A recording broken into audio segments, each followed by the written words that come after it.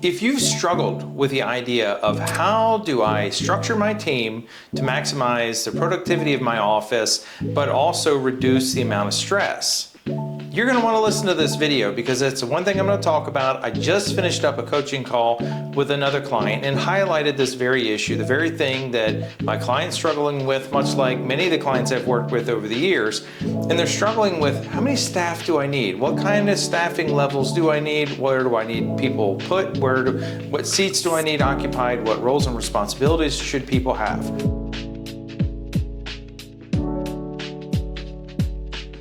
So with that, my name is Kevin Johnson and I'm the CEO of Leverage Consulting, as well as the creator of Leverage U, the online university.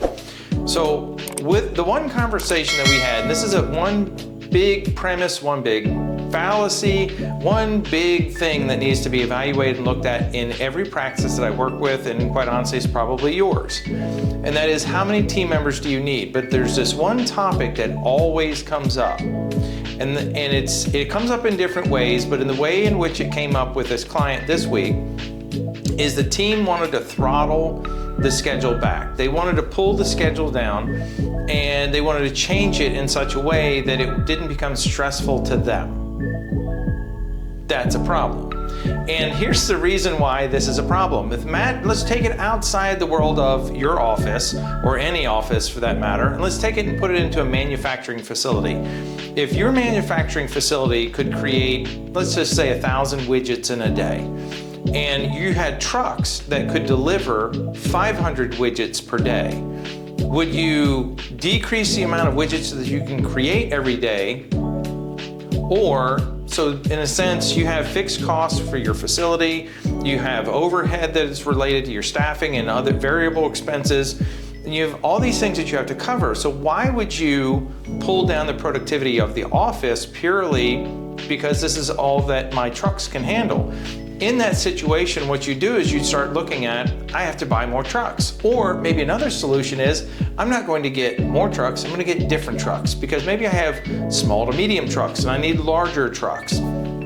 So in that scenario, we don't pull down the capacity, because if the demand is there, we don't pull down the capacity of the manufacturing facility to meet what the trucks can provide. No, instead, we fix our delivery problem. So in your office, we take it back out of the manufacturing facility and take this example back to your office and into my client's office. What we're doing is we're maximizing what the producer can do. So if you're a multi-doctor office, if you're a single doctor office, you have multiple producers, it does in the sense of, when I say it doesn't matter, you can break this down based on the number of producers that you have, but sometimes when you have multi-producer offices, you'll have some efficiencies. But here's the thing, never, ever, ever should you look at, should we throttle the schedule back? And there's times where people will do it when they know they have staff members that are going away on vacation. They've not cross-trained team members to take over other roles.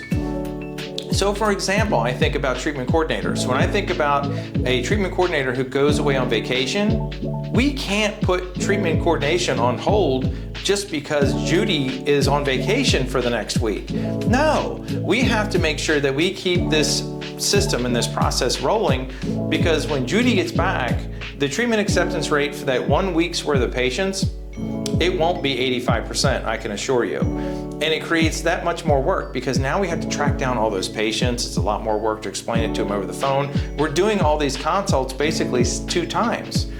So when we think about how do we staff the office, and we think about where do we even start? How do we really evaluate this, and how do we maximize it? The first and foremost place that we're going to start is with the producer, because that's the one resource we only have one of, okay? So we need to know what they're capable of doing. Throw everything out the window in terms of what you're capable of doing right now, because you're probably gonna start thinking about, well, I can't do this because, I can't do this because. Throw all that out the window. In a perfect world, what could you do? How many patients could you see in a day? How many procedures could you do in a day? And you start looking at it from that perspective. So if you literally if you were surrounded by superheroes all day long, your staff was nothing but a bunch of people with capes, and they were superheroes, how many would you need? That's what you need to start thinking in terms of, not, well, these team members aren't good enough, or they're not trained, they're not this. The system needs to start, and it needs to be designed based off what the producer can do. And then you start looking at the individuals that you do have. That's where I start to create the plan of how we design a team that will maximize the producer. So keeping it simple, one doctor office. We keep it simple in the sense of how many team members do we need? Because when you think about the individual, let's go back to the truck example. If you have a truck that can haul 100 widgets, and now I buy a truck that can haul 200 widgets, that's the same thing when you hire a brand new team member. When you hire a brand new team member, they may only be able to handle 50% of the tasks that a 10-year or tenured team member would be able to handle. So when you start thinking about how do I get this person from here to there, it is skill set training, and then it's the personality traits that they have. And we can run through skill sets, and I'm talking about hard skill sets like knowing your software inside and out, knowing your procedures inside and out, knowing systems and scripting and things like that. Those are all hard skill sets. When you start thinking about personality traits, I'm talking about work ethic, I'm talking about speed, I'm talking about being prepared, I'm talking about being on time, things like that. Because it's not just, do you know my software? It's all those other things that I just listed last. And those are oftentimes the things that will make that one team member work circles around others. So when you really think about the team that you have, this is a formula or a way in which you can look at your team. When you take your absolute best assistant, take your absolute best front desk employee that you've ever had or ever seen, and look at how much work they can get done, consider them to be a 10 out of 10. Then you look at the team that you have now, and maybe this person is a 4 out of 10. And maybe they're a 4 out of 10 purely because they just started. There's no way they're going to be a 10 out of 10. So they're really not, we're only 40% of their capacity to maximize the producer. So just because you say, I have 8 employees or I have 10 employees, doesn't mean you have a full team. Because when this person is only working at 40% capacity, you have, and let's just say if you had 10 people working at 40% capacity, you don't have a full team. So that's where we create that plan. And we can create the plan when we talk about, it starts with leadership and management. And we talk about things in terms of them having their own individual development plans. We talk about them having goals and responsibilities within their own job description.